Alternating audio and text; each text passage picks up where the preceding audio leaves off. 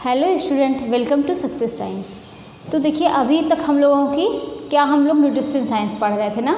तो हम लोगों का न्यूट्रिशन साइंस जो है वो पूरा समाप्त हो चुका है ना। जैसा कि हम लोग जानते हैं कि हम लोगों का ये होम साइंस जो है उसमें 5 ब्रांच है ना, 5 है। ये पहला क्या है, होम मैनेजमेंट ना, और दूसरा क्या है, न्यूट्रिशन साइंस। तीसरा क्या है कि न्यूट्रिशन साइंस है, और तीसरा क्या है, टेक्सटाइल। और चौथा क्या है, चाइल्ड डेवलपमेंट। पांचवा क्या है कि एक्सटेंशन। तो ये 5 हैं ना, जिसमें से हम लोगों ने ये कंप्लीट कर लिया। ये अब हम लोगों को क्या, ये टेक्सटाइल पढ़ना है, और यही 3 बहुत बड़े हैं। तो हम लोग आज क्या स्टार्ट कर रहे हैं, टेक्सटाइल के बारे में। तो देखिए, हम लोग टेक्सटाइल टेक्सटाइल जो पढ़ेंगे, तो टेक्सटाइल में हम लोग क्या पढ़ेंगे, कपड़ा बनाने की, मतलब कपड़ा कैसे बनते हैं इसकी प्रक्रिया के बारे में जानेंगे।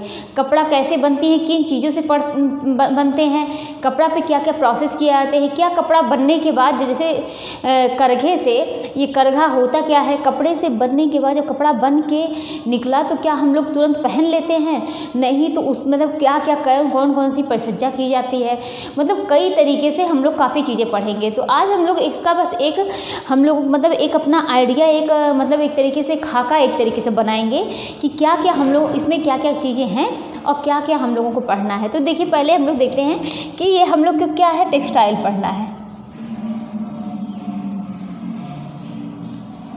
टेक्सटाइल पढ़ना है ना। अब ये टेक्सटाइल में हम लोग देखिए इसको 2 पार्ट में करके पढ़ेंगे ना, 2 पार्ट में कपड़े पढ़ेंगे। एक क्या पढ़ेंगे, कपड़ा बनाने की प्रक्रिया, कपड़ा बनने तक की प्रक्रिया, कि कैसे जो है, पहले में हम लोग इसको 2 पार्ट में पढ़ेंगे। पहले में हम लोग क्या पढ़ेंगे, कपड़ा कैसे बनता है, किन चीज़ों से बनता है, क्या क्या उस पर प्रोसेस किया जाता है, इसके बारे में पढ़ेंगे। उसके बाद कपड़ा बनने के बाद उस पर क्या प्रोसेस होता है उसको हम लोग पढ़ेंगे। पहले हम लोग इसको 2 पार्ट बांट कर पढ़ेंगे। पहले कपड़ा बनने तक की प्रक्रिया पढ़ेंगे, उसके बाद क्या पढ़ेंगे, कपड़ा बनाने के बाद की क्या प्रक्रिया होती है, कपड़ा बनाने के बाद की प्रक्रिया।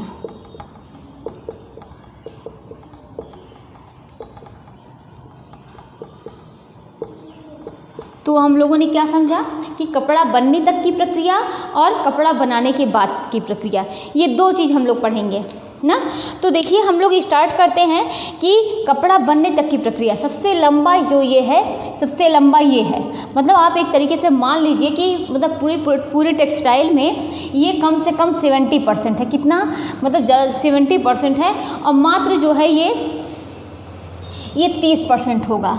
तो पूरा कपड़ा बनने तक की प्रक्रिया में हम लोग इसको पढ़ेंगे। और कपड़ा बनने तक की प्रक्रिया में देखिए, इसमें हम लोगों को पढ़ना क्या है, स्टार्टिंग कहाँ से होगी, स्टार्टिंग होगी रेशा से ना। तो रेशा जो है, इसे क्या बोलते हैं, इसे तंतु भी बोलते हैं। तो रेशे को क्या बोलते हैं, रेशा। इसे क्या बोलते हैं, इसे तंतु बोलते हैं। अब रेशा के बाद हम लोग क्या पढ़ेंगे, रेशा के बाद हम लोग पढ़ेंगे धागा पढ़ेंगे।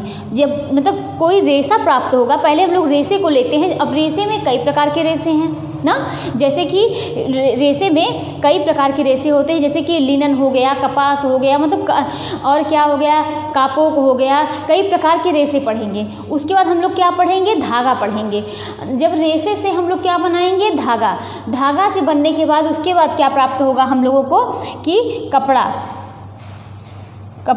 जो कि ये कपड़ा प्राप्त हुआ है, ये कपड़ा अभी पहनने योग्य नहीं है।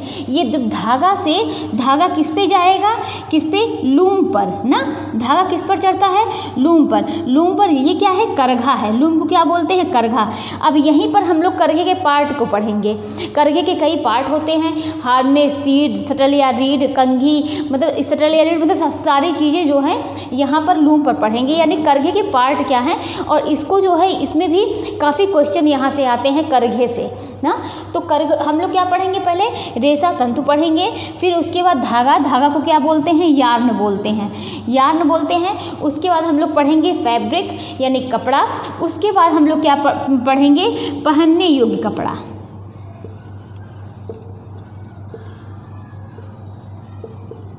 और अगर बात की जाए यहीं पर तो ये जो रेशा है ये टेक्सटाइल की सबसे छोटी इकाई है और यही क्वेश्चन आया हुआ था, टेक्सटाइल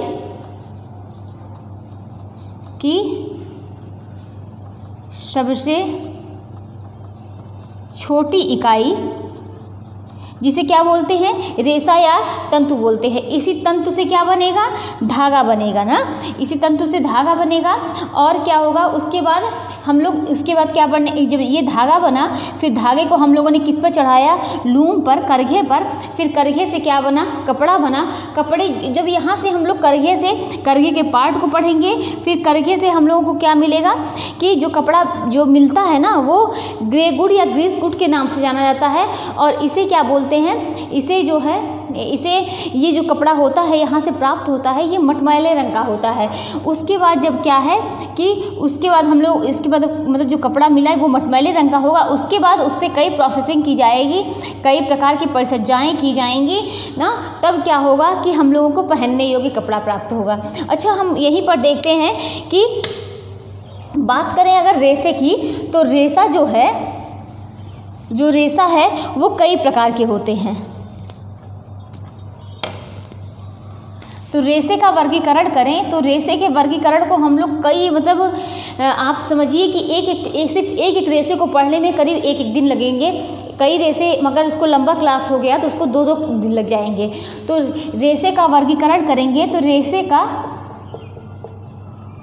वर्गीकरण, अब रेशे के वर्गीकरण में आप देखिए कि ये जो होते हैं ये प्राकृतिक रेशा, और कौन सा रेशा होता है, प्राकृतिक और मानव निर्मित।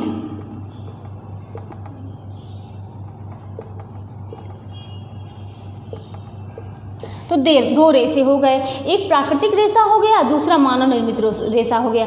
अब ये जो प्राकृतिक रेशा हुआ, इस रेशे को देखिए मानव निर्मित रेशा हो गया। प्राकृतिक जो रेशा हो गया इसमें क्या होते हैं, इसमें 3 होते हैं। एक क्या होता है, वानस्पतिक होता है, वानस्पतिक होता है, दूसरा प्राणिज होता है, और तीसरा क्या होता है, खनिज। प्राणिज, तीसरा क्या हो गया, खनिज। और मानव निर्मित रेशा को क्या बोलेंगे, कृत्रिम रेशा, कृत्रिम रेशा ना, इसे कृत्रिम रेशा बोलेंगे। और ये जो होते हैं ये 2 होते हैं, इसको भी आगे पढ़ेंगे। तो देखिए हम लोगों को रेशे का वर्गीकरण करेंगे, उसके बाद इसमें रेशे 2 होते हैं, एक प्राकृतिक रेशा, दूसरा मानव निर्मित रेशा। प्राकृतिक रेशा में वानस्पतिक जगत का रेशा, प्राणिज जगत का रेशा, और क्या कि खनिज रेशे। ये 3 प्रकार के रेशे हम लोग पढ़ेंगे। अब वानस्पतिक जगत के रेशे में, इसमें हम लोग 3 होते हैं, कौन कौन से, बीज, तना और पत्ती। इन तीनों से प्राप्त होने वाले रेशे को पढ़ेंगे। अब बीज से प्राप्त होने वाले रेशे की बात करें तो इसमें कापोक, कपास होते हैं। बीज से कापोक और कपास होते हैं। अब बात करते हैं तना से प्राप्त होने वाले रेशे, तो इसमें क्या होते हैं, लिनन और हेम्प और रेमी और जूट। मतलब इस प्रकार से तने से कि कई रेशे बनते हैं कि जो तने से प्राप्त होते हैं पौधे के, ये लिनन है, हेम्प है, रेमी है और जूट है। अब पत्ती से प्राप्त होने वाले रेशे के बारे में बात करेंगे तो इसमें सीसल है और पिना है, सीसल और पिना, ये 2 रेशे हो गए। तो हम लोगों ने क्या पढ़ा कि बीज से प्राप्त होने वाले रेशे कापोक कपास, तना से लिनन हेम्प और रेमी जूट, और पत्ती से सीसल और पिना। ये इस प्रकार के रेशे, मतलब ऐसे ही कई प्रकार के रेशे होते हैं जो हम लोग इसमें पढ़ेंगे। अब प्राणिज जगत की बात करें तो प्राणिज जगत में क्या पढ़ेंगे कि इसमें जो प्राणिज जगत के रेशे होते हैं इसमें सिल्क और वूल पढ़ेंगे। सिल्क और वुल, सिल्क और वुल, ये 2 रेशे पढ़ेंगे प्राणिज जगत।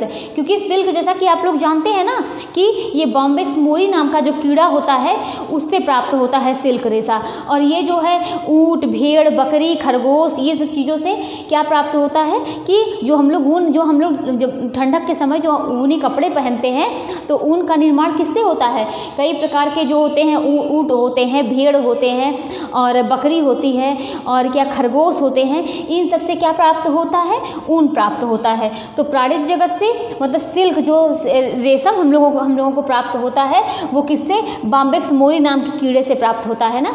इसकी एक पूरी हिस्ट्री है कि जो चीन की महारानी थी तो अरे उसके बाद उनकी मतलब पूरी एक हिस्ट्री है कि उन्होंने कैसे इस रेशे की खोज की थी। उसमें क्या वो मतलब क्या है, बगीचे में टहल रही थी तो सहतूत के पेड़ से एक कीड़ा गिरा उनकी चाय में, तो जिससे क्या हुआ कि उन्होंने उसको निकाला। मतलब इस तरीके से इसको हम लोग मतलब अच्छे से पढ़ेंगे कि देखिए पढ़ने में बहुत इंटरेस्टिंग भी लगेगा, ऐसा नहीं है कि सब पढ़ने में बहुत टफ लगेगा।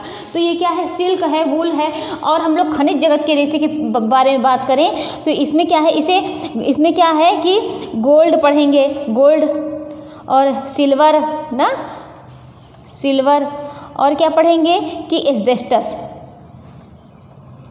एस्बेस्टस मतलब इस कई प्रकार के जो खनिज जगत से प्राप्त होते हैं उनके बारे में पढ़ेंगे। गोल्ड है, सिल्वर है, एस्बेस्टस है। तो हम लोगों ने क्या किया कि प्राकृतिक, अब ये देखिए कि कितने रेशे हो गए ना। अब ये रेशे मतलब ये रेशे हमें प्राप्त कैसे होते हैं इसका पूरा मतलब तरीका है, इसका पूरा एक सीरियल क्रम है ना।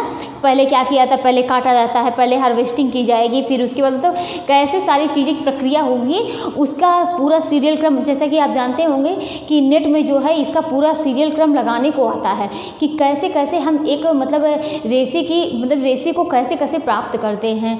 तो यहाँ पर हमने क्या समझा कि जो वानस्पतिक जगत के रेशे हो गए उसमें बीज से कापोक कपास और तने से कि लिनन, हेम्प, रेमी जूट, और बात करते हैं पत्ती से तो सीसल और पिना प्राप्त होते हैं। प्राणिज जगत से सिल्क और वूल, और खनिज से गोल्ड, सिल्वर, एस्बेस्टस। तो ये प्रकार के इतने रेशे हो गए। अब बात करते हैं मानव निर्मित रेशे की। तो ये जो मानव निर्मित रेशे होते हैं ना तो ये दो होते हैं। तो कौन कौन से होते हैं, ये क्या होते हैं, ये दो होते हैं। एक पुनर्नियोजित यानी सेलुलोजिक रेशा होता है, पुनर्नियोजित रेशा यानी इसको सेलुलोजिक रेशा भी बोल सकते हैं, पुनर्नियोजित सेलुलोजिक रेशा।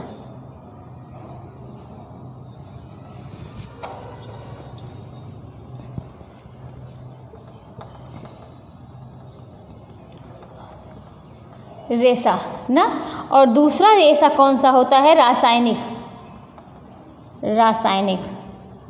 ना। दूसरा क्या होता है, रासायनिक होता है, इसे केमिकल बोलते हैं। तो एक पुनर्नियोजित सेलुलोजिक रेशा हो गया, दूसरा रासायनिक रेशा हो गया। ये मानव निर्मित के अंतर्गत आते हैं। और रासायनिक रेशे में आप बात करेंगे तो यहाँ पर देखिए कई प्रकार के रेशे हो गए। नायलॉन होगा, डेक्रान होगा, पॉलिएस्टर हो गया। नायलॉन, डेक्रान, पॉलिएस्टर, ये तीन प्रकार के रेशे हो गए, नायलॉन। और यहाँ पर हम लोग पुनर्नियोजित सेलुलोजिक रेशा, ये क्या हो गया, इसमें हम लोग रेयान को पढ़ेंगे। अब ये रेयान में कई प्रकार के ये होते हैं और मतलब रेयान के कई प्रकार होते हैं। अब रेयान में ये रेयान क्या है, ये मानव निर्मित जो है यही पहला मानव निर्मित रेशा है। देखिए ये पूछा जा सकता है ना कि यही मतलब मानव निर्मित पहला रेशा कौन सा है, तो रेयान है। तो रेयान जो है यही पहला मानव निर्मित रेशा है और इसके कई प्रकार होते हैं, प्रकार होते हैं। अब हमने क्या समझा, पूरा रेशे के बारे में समझा ना। पहले हम लोगों ने क्या समझा था कि रेशे को पढ़ेंगे फिर धागे को पढ़ेंगे। तो रेशा देखिए इतना बड़ा चैप्टर है, इसका मतलब अब आप समझिए कि इसको पढ़ने में काफ़ी समय लगेगा कि प्राकृतिक रेशा है, मानव निर्मित रेशा है। प्राकृतिक रेशे में 3 हैं, वानस्पतिक, प्राणिज, खनिज। और फिर वानस्पतिक में बीज, तना। वानस्पतिक से मतलब किन किन चीज़ों से प्राप्त होता है, बीज से, तना से, पत्ती से। प्राणिज में सिल्क, वूल प्राप्त होते हैं। तो ये सब क्या है, रेशे के बारे में। अब हम बात करते हैं किसकी, जब हम लोग का चैप्टर कंप्लीट होगा तो हम लोग क्या पढ़ेंगे, धागा के बारे में, यानी यार्न ना। तो धागा के बारे में जब पढ़ेंगे तो इसमें जो होते हैं कि कपड़ा किससे बनेगा, कपड़ा तो रेशे से तो बनेगा नहीं, तो धागा से। इसमें जब रेशे में क्या किया जाएगा, कताई की प्रक्रिया की जाएगी, यानी रेशे में स्पिनिंग प्रोसेस किया जाएगा। रेशे में क्या किया जाएगा, कताई या बात करते हैं तो स्पिनिंग प्रोसेस किया जाएगा। तो रेशे से क्या प्राप्त होगा, धागा। तो हमने क्या समझा कि रेशे से धागा प्राप्त हुआ, लेकिन रेशे में क्या किया गया, कताई की प्रक्रिया की गई, जिसे क्या बोलते हैं, स्पिनिंग प्रोसेस। उसके बाद हमें क्या पता कि हमने क्या पढ़ा कि हमें क्या प्राप्त हुआ, धागा प्राप्त हुआ। अब जब धागा प्राप्त हुआ तो धागे से कपड़ा बनाएंगे, जिसके लिए हमें क्या होगा कि धागे को करघे पे चढ़ाना पड़ेगा, यानी लूम पर ना। तो अब हम लोग क्या पढ़ेंगे, यहीं पर हम लोग लूम के बारे में पढ़ेंगे, यानी करघा के बारे में पढ़ेंगे। अब करघा में क्या है, शटल है, इसके पार्ट पढ़ेंगे, इसके पार्ट के बारे में पढ़ेंगे, जिसमें शटल है, रीड है ना, रीड, हार्नेस है, क्लॉथ बीम है, सारी चीज़ों के बारे में ये होता क्या है ना, इनका कार्य क्या होता है, कैसे कैसे मतलब क्या करते हैं कि कैसे कैसे धागे का निर्माण होता है, इन सब प्रक्रिया के बारे में पढ़ेंगे। अब जब हम लोग इसको पढ़ लेंगे तो अब जो कपड़ा हम लोगों को करघे से मिला, तो हमने क्या किया कि धागे को करघे पे सेट किया ना। तो करघे से हमें करघा क्या है, एक प्रकार का मशीन है ना। करघा क्या है, एक प्रकार का मशीन है। आप देखिए जब महात्मा गांधी को आप देखते होंगे ना, तो चरखे से जो कतली होती है ना, क्या बोलते हैं उसको, उससे क्या करते थे कि वो धागे का निर्माण करते थे ना, वो धागे का निर्माण करते थे। लेकिन जो है अब देखिए एक प्रकार के मतलब कई प्रकार की मशीनें आ गई हैं। तो हम लोग इसमें क्या पढ़ेंगे, करघा पढ़ेंगे। उन सब चीज़ों के बारे में भी थोड़ी बहुत जानकारी जरूर लेंगे, लेकिन क्या है करघा पढ़ेंगे। तो जब करघे के पार्ट के बारे में पढ़ेंगे, तो हमें जब करघे से जो कपड़ा उतरा, तो वह क्या है, पहनने लायक नहीं है। तो करघे से जो कपड़ा मिला वो क्या है कि पहनने लायक नहीं है। अब वो क्या करेंगे, अब जो हमें करघे से कपड़ा मिला है वो क्या, मतलब करघे से जो कपड़ा मिला, क्या हम लोग उसी तरीके से वो क्या, जो करघे से कपड़ा मिला है ना, वो थान वाला कपड़ा होता है। तो मतलब पूरा एक तरीके से आप समझेंगे कि वो थान का कपड़ा होता है। अब उससे क्या है कि मतलब जब वो कपड़ा जो मिला वो थान का कपड़ा होता है, तो वो क्या होगा, पहले जो करघे से कपड़ा मिला वो कैसा है कि बिल्कुल मटमैले रंग का है। तो करघे से जो कपड़ा मिला वो पहनने लायक नहीं है। करघे से मिला कपड़ा क्या है, पहनने लायक नहीं है, पहनने लायक नहीं है ना।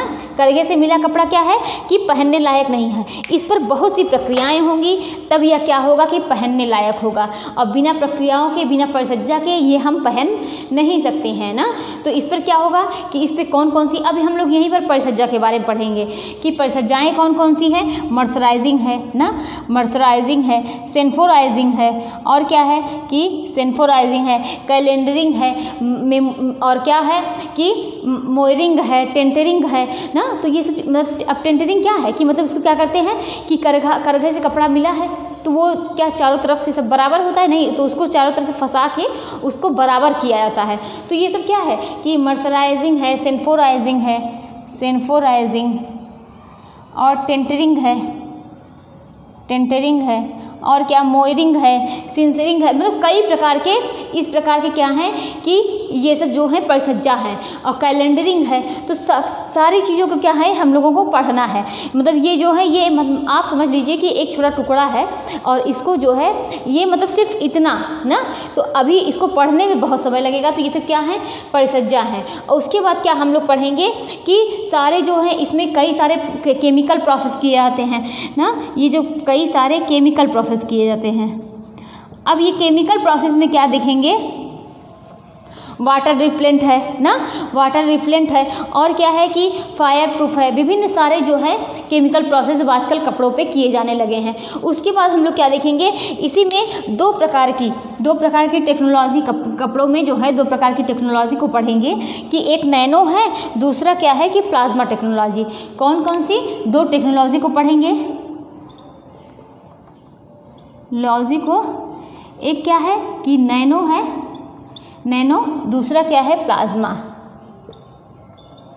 अब इसको पढ़ेंगे। उसके बाद क्या है कि हम लोग परिसज्जा के बारे में क्या देखेंगे कि परिसज्जा और भी पढ़ेंगे, जिसमें हम लोग क्या पढ़ेंगे कि डाइंग और प्रिंटिंग को पढ़ेंगे।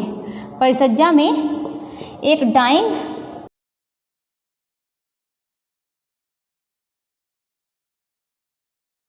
प्रिंटिंग। अब इसमें जो है कई प्रकार के रंग होते हैं जो कि प्राकृतिक रंग होंगे, जैसे कि हल्दी हो गए, और क्या हो गया कि हल्दी हो गए, फूल से प्राप्त रंग होते हैं ना, जैसे कि हल्दी से प्राप्त होते हैं, फूल से प्राप्त होते हैं, और क्या कि तने से, मतलब कई प्रकार के, नील से ना, कैसे हल्दी से क्या है कलर प्राप्त होता है, नील से प्राप्त होता है, और क्या प्राप्त होता है,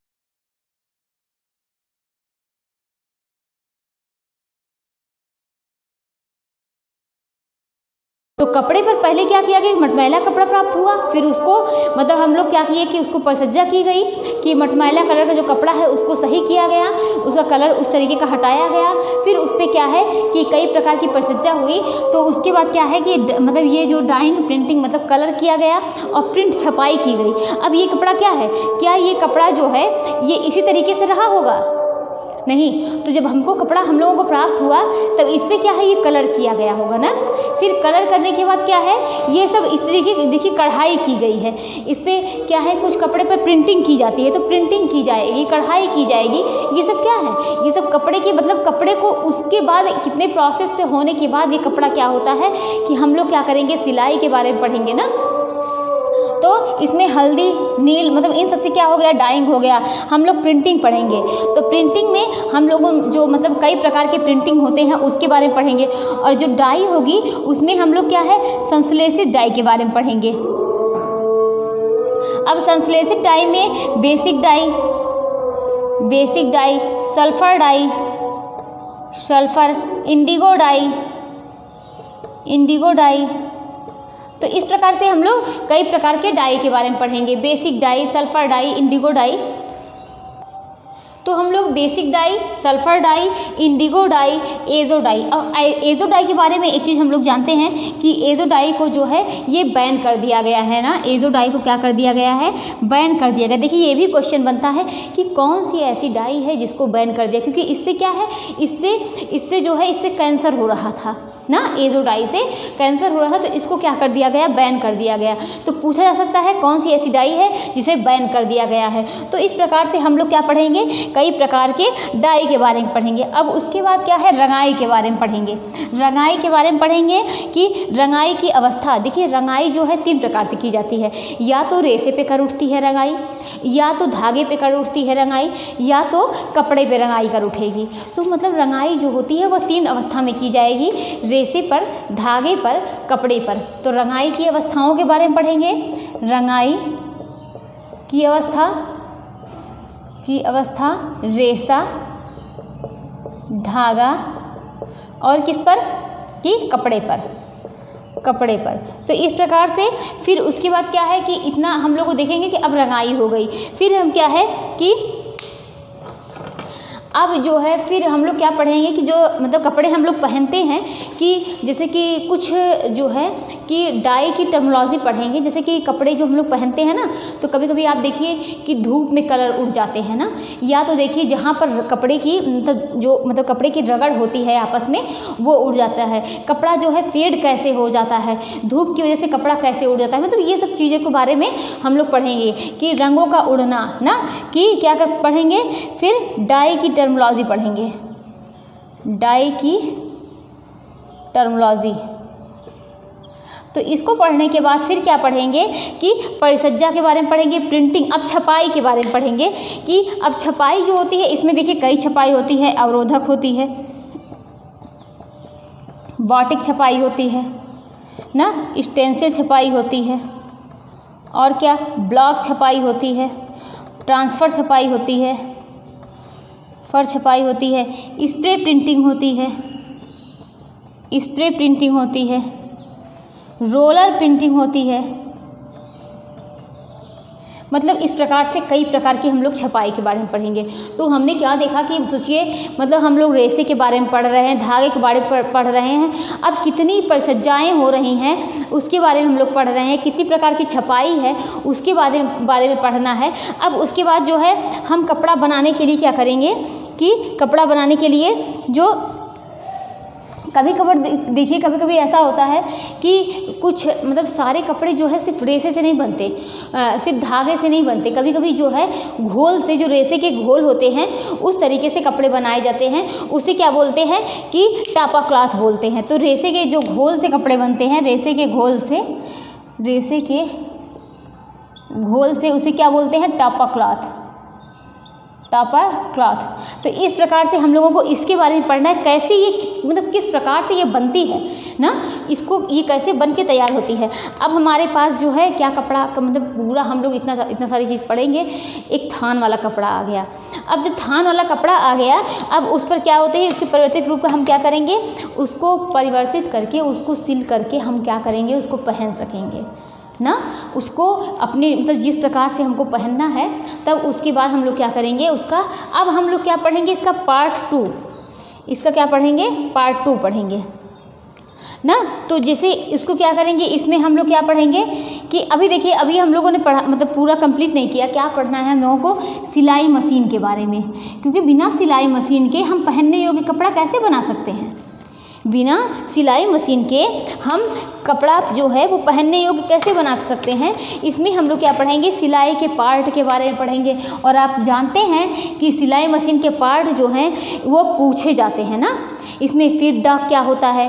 तो सारी चीज़ें जो हैं ये मतलब जो मतलब इस तरीके से इसमें घुमा क्वेश्चन किया जाता है कि जैसे कि आप लोग जानते हैं कि आपके सामने जो मशीन होती है, लेकिन सिलाई मशीन आपके घर पे मतलब ज़्यादातर लोगों के घरों में होगी, लेकिन उसके बाद भी क्या है कि उसके शब्द को हम लोग नहीं जानते हैं। तो इसमें सिलाई मशीन के पार्ट के बारे में, सिलाई मशीन के पार्ट के बारे में मतलब इसको पढ़ेंगे। और इसके पार्ट के बारे में पढ़ने के बाद हम लोग क्या पढ़ेंगे, इसमें सुई के मतलब कौन सी सुई जो है इस कपड़े के लिए अच्छी होती है, इस प्रकार से हम लोग इसके बारे में पढ़ेंगे। फिर हम लोग क्या पढ़ेंगे कि सिलाई मशीन के फिर हम लोग क्या पढ़ेंगे, कपड़े में कितने प्रकार के प्लीट्स वगैरह पढ़ते हैं, प्लीट्स, डॉट्स, ये सब चीज़ों के बारे में पढ़ना है ना। सिलाई मशीन के प्लीट्स, डॉट्स और कपड़े पर निशान लगाने के जो विभिन्न प्रकार के चौक होते हैं ना, और उसको हम लोग पढ़ेंगे। अंगुलिस्ताना होता क्या है उसको पढ़ेंगे। तो प्लीट्स, डॉट्स और क्या कि चौक मतलब कपड़े पर निशान लगाने के लिए विभिन्न प्रकार के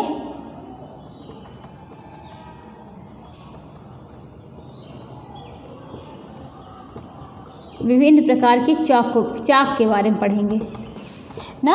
और उसके बाद क्या पढ़ेंगे कि उसके बाद मतलब इसके अब हम लोग क्या इसमें सिलाई के दौरान किस यंत्र का यूज़ करते हैं, सिलाई के दौरान यूज़ होने वाले यंत्र का, सिलाई के दौरान यूज़ होने वाले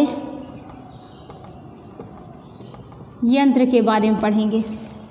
तो हमने क्या समझा कि सिलाई मशीन के पार्ट, सुई, प्लीट्स, डॉट्स, कपड़े पर निशान लगाने के लिए विभिन्न प्रकार के चाक और सिलाई के दौरान यूज़ होने वाले यंत्र के बारे में इतना हम लोगों को पढ़ना है।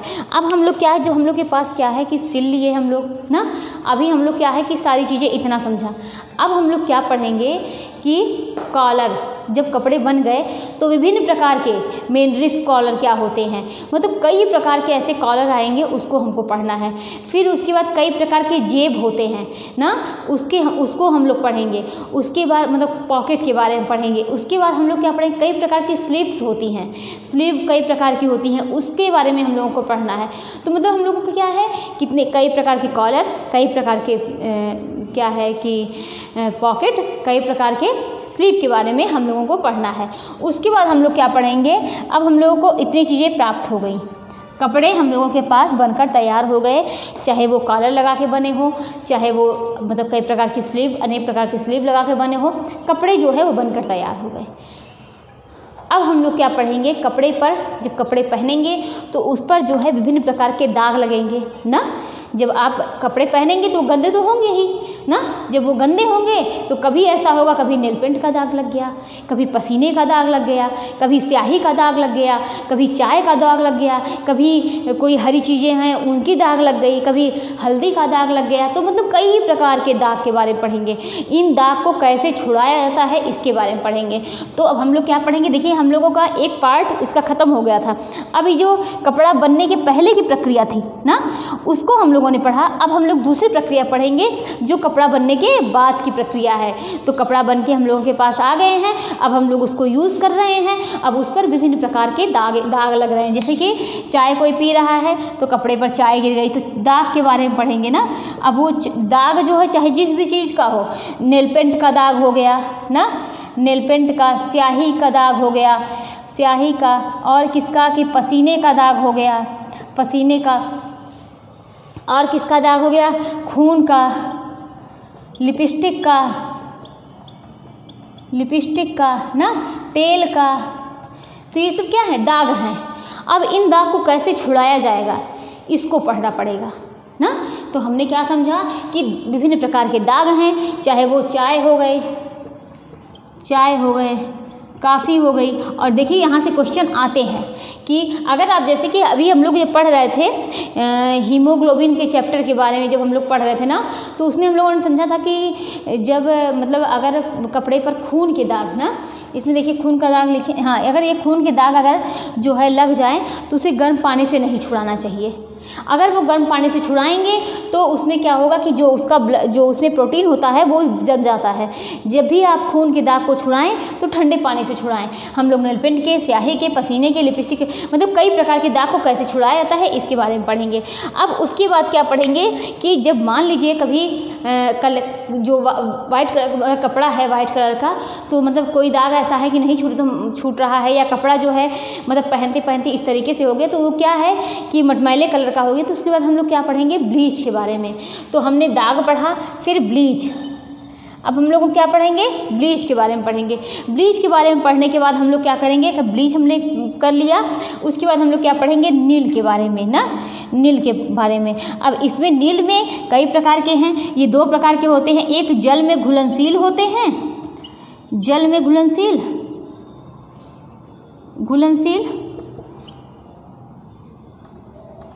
और दूसरा क्या है कि अघुलनशील, जो जल में नहीं घुलते हैं। इन दो प्रकार के नील के बारे में पढ़ेंगे कि कौन, और ये जो है ये कई प्रकार के होते हैं। ये जो नील होते हैं ना, ये कई प्रकार के होते हैं, जल में घुलनशील होते हैं और अघुलनशील जो जल में नहीं घुलते हैं। अब उसके बाद जब हम लोगों ने इतना पढ़ा, अब हम लोग क्या पढ़ेंगे, ड्राई क्लीन के बारे में। क्या पढ़ेंगे, ड्राई क्लीन के बारे में। ड्राई क्लीन के बारे में पढ़ने के बाद, और जो ड्राई क्लीन होती है ना,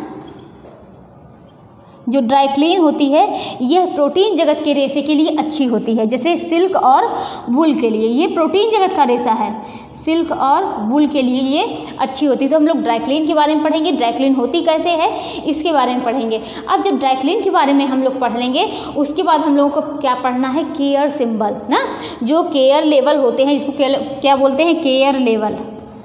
केयर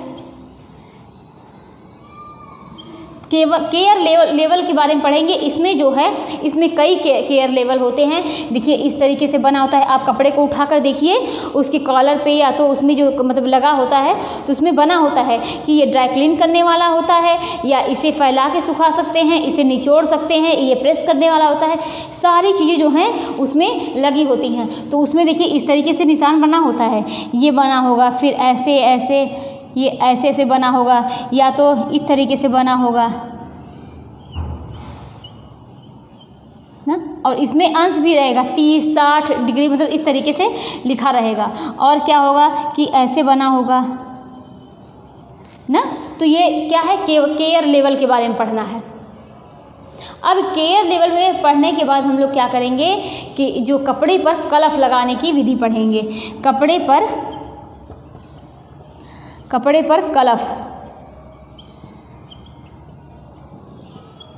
लगाने की विधि। अब उसके बाद हम लोगों ने इतना पढ़ लिया, काफ़ी चीज़ें जो है यहीं पर समाप्त हो जाएंगी, लेकिन कुछ अदर चीज़ें होती हैं उसको हम लोगों को पढ़ना होगा। जो अदर चीज़ें हैं उसमें क्या पढ़ेंगे, जो कुछ पारंपरिक कपड़े होते हैं और या पारंपरिक कढ़ाई होती है, पारंपरिक कपड़े होते हैं, उनके बारे में पढ़ना है ना। जैसे कुछ पारंपरिक कढ़ाई होती है, कुछ पारंपरिक कपड़े होते हैं, उनके बारे में पढ़ना है। जैसे कि हम बात करें तो पारंपरिक कढ़ाई या कपड़े की, तो देखिए पारंपरिक कढ़ाई या पारंपरिक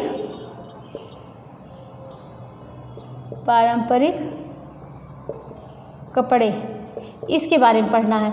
अब ये जो पारंपरिक कढ़ाई और कपड़े हैं ना, इसको जब हम लोग पढ़ेंगे तो ये देखेंगे कि इसमें जो होते हैं ये कई कढ़ाई होती हैं। इसमें क्या देखते हैं कि जैसे कि फुलकारी, अब फुलकारी कहाँ की है इसको देखेंगे। और उसके बाद क्या है कि चिकनकारी, फुलकारी कहाँ की है, ये पंजाब की है, पंजाब की है। चिकनकारी कहाँ की है, चिकनकारी ये लखनऊ की है ना।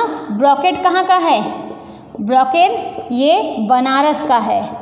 उसके बाद कांथा बंगाल का, बंगाल का। उसके बाद कसीदाकारी, कसीदाकारी, कसीदाकारी कहाँ की है, कर्नाटक की, कर्नाटक। और कसूती, कसूती पीपली, मतलब ये सब हम लोगों को पढ़ना है। फुलकारी, चिकनकारी, ब्रोकेट, कांथा, और ये कांथा भी पढ़ेंगे ना तो ये भी कई प्रकार के होते हैं ना। और कसीदाकारी, कसूती, पीपली, ये सब क्या है, ये उड़ीसा की। तो इस प्रकार जो है हम लोग कई प्रकार की पढ़ेंगे। अब आप बात करेंगे फुलकारी की, तो फुलकारी में क्या होता है, चोप, सुभर, शालू, तिलपात्रा, तिलपात्रा। तो ये प्रकार के क्या है, ये सब क्या है, ये सब फुलकारी के प्रकार है ना। चोप, सुभर, सालू, इसमें इस तरीके से होता है कौन सी मतलब विदाई में दी जाती है अपनी बेटियों को, नानी या देती हैं इस तरीके से। तो इस तरीके से क्या है सारी चीज़ें इस कहानी के रूप में इसको हम लोग समझेंगे कि चोप, सुभर, सालू, तिलपात्रा। चिकनकारी लखनऊ की है, ब्रोकेट बनारस का है, कांथा बंगाल की, कसीदाकारी। और यहाँ से भी क्वेश्चन बनते हैं। और हम लोग क्या पढ़ेंगे कि और देखिए यहीं पर और देखते हैं कि बंधेज कहाँ की है, बंधेज राजस्थान की, बंधेज राजस्थान की है। पटोला, पटोला कहाँ की है, गुजरात की। तो ये सारी चीज़ें हम लोगों को पढ़नी है ना। सारी चीज़ें हम लोग एक एक करके पढ़ेंगे। हिमाचल प्रदेश की क्या है, हिमाचल प्रदेश की ये चंपा कढ़ाई, चंपा कढ़ाई हिमाचल प्रदेश की। मुर्शिदाबाद की बालूचरी, मुर्शिदाबाद,